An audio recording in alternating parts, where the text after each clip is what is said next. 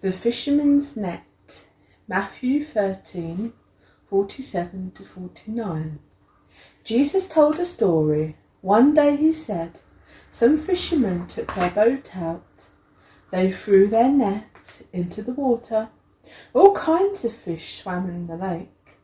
When the fishermen returned to shore, they dragged their net out of the water and looked through their catch, said Jesus. They kept all the good fish and tossed out all the bad fish, Jesus said. The fisherman's net is like God's kingdom. Everyone wants to be part of his kingdom, but the angels will come and separate the godly people from the ungodly people. The godly people will live in heaven with me forever. This is the word. Thanks be to God. Good morning. Lolly just read you today's story, which was a parable that Jesus told, and this particular parable, as many are, was what's known as an analogy. Now, an analogy is a story where everything in the story is actually sort of representing something else. And Jesus even explains this one. He tells a story about the fishermen, who aren't actually fishermen, they're angels, casting a net into the lake, which isn't the lake, it's the world, and pulling people out of the world, which, we all leave the world one day at the end of our life, and then being sorted, and the good people go to heaven, and the bad people don't. But this was one of three stories Jesus told, all quite close together. The other two stories said more that the kingdom of heaven was something of such great value that it would be well worth your while to sell pretty much everything else you have in order to have the kingdom of heaven. One of the stories he told was about a pearl merchant. Now this pearl merchant, he likes his pearls, and when he finds a fantastic pearl of great value, he pretty much sells the rest of his pearl collection just so that he can have this one fantastic pearl. And if the meaning of life was to have the best pearl by the end of it, then that would be a very sensible thing to do. But the main thing of it is that the next life, or rather eternal life in heaven, is so much longer than this life that a little discomfort or a little, pain in this world is absolutely nothing compared to the wonders of the next world and how long it lasts. It's like a blink of an eye. It's like if someone said, oh, well, if you spend 2 minutes scrubbing that bathroom as hard as you can have all your best food and watch your favourite television programmes for 2 hours. So you think, 2 minutes of unpleasantness for 2 hours of fantastic enjoyment, it's a deal. And that's more or less what these stories have to say, that, heaven is such a big deal and a fantastic thing, and eternity is a lot longer than 2 hours, that it's well worth spending your life trying to be as much like Jesus as you can, so that when the angels come and look at you, they'll say, yeah, they were trying to be like Jesus. That's good. And then you get to go to heaven.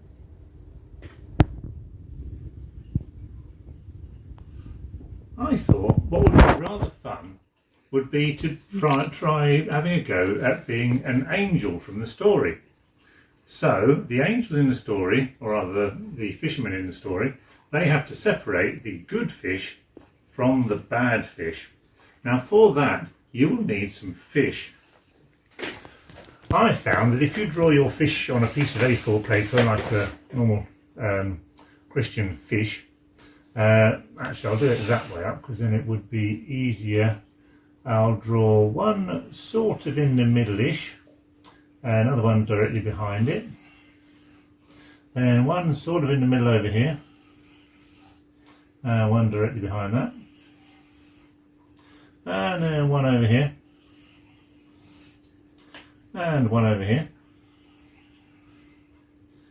and then in all the spaces draw another fish.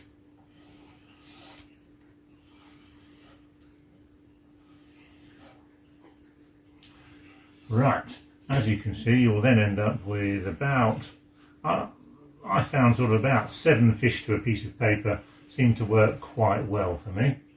Right.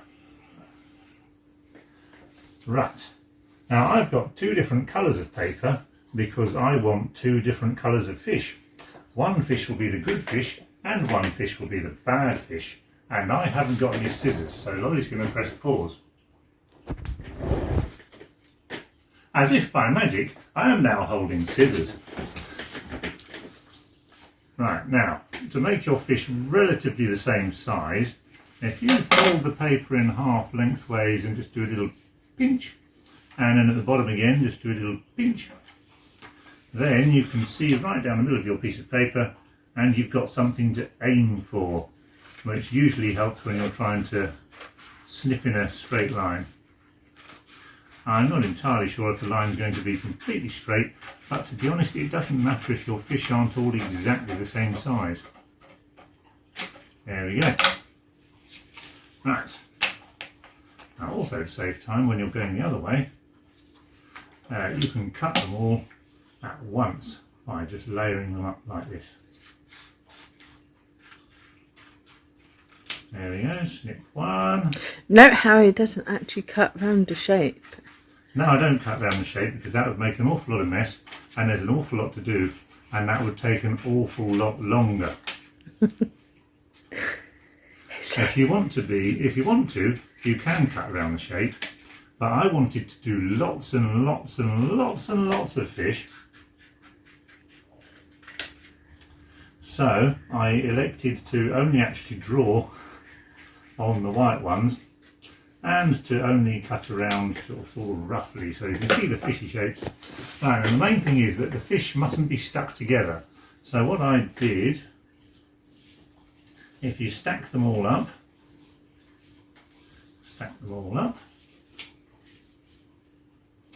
then when you've got them all together, you can just bend them in the middle. Not tight, but just so there's a definite bend in the middle. And then, so they're not all stuck together, you can deal them out, one flat, one on top, the other way up, and then one flat, one upside down, one the right way up, one upside down, one the right way up, one upside down. It also helps that they're alternately blue and white. If you don't have another colour of paper, what you'd have to do is actually colour half of your fish in, which would be great fun, but again, quite time consuming. So, for the purposes of speed, it still takes quite a while this, I actually did another 4 pages of whitefish and another 4 pages of, is that right? No, never mind. Right, something's gone wrong here because they were that way up.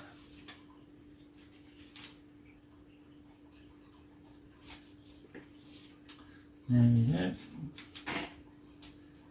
So yes, I also have a lot more of these fish which I prepared earlier. Right. Now my fish are alternately bent alternate ways. I can push them all together like that, but they won't stick to each other because I've separated them all. Ooh. And the next thing is for the game, which Lollie will video in a moment. I'll stop that. Right. This game, here you can see I have all those fish I just made in front of you, plus another 4 times as many, which I made earlier. What I've done is I've also bent them this way just to make sure they're definitely not flat, and hopefully the air will definitely get under them.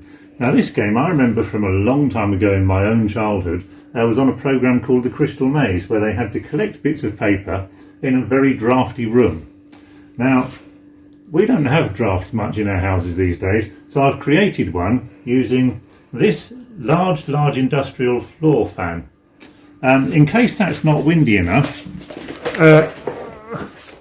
we also have this leaf blower, which should definitely be able to blow bits of paper around in a very fast manner.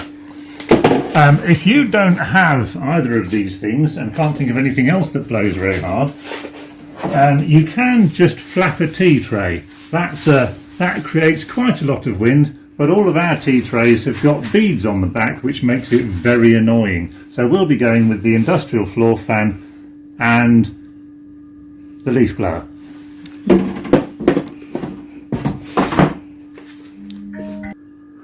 You may notice that this is now Lolly. I was going to run around picking up the little things, but unfortunately Lolly found that the leaf blower was very heavy to lift up and point while filming. So Lolly has now elected that she will be the one to try catching the little white bits of paper and putting them in that little tub. So here goes on with the fan. There we go. You'll notice I put the fan at a slight angle to try and increase the circulation of the air in the room. I will now drop the pieces of paper in front of the fan and give Lolly 30 seconds to pick up as many as she can.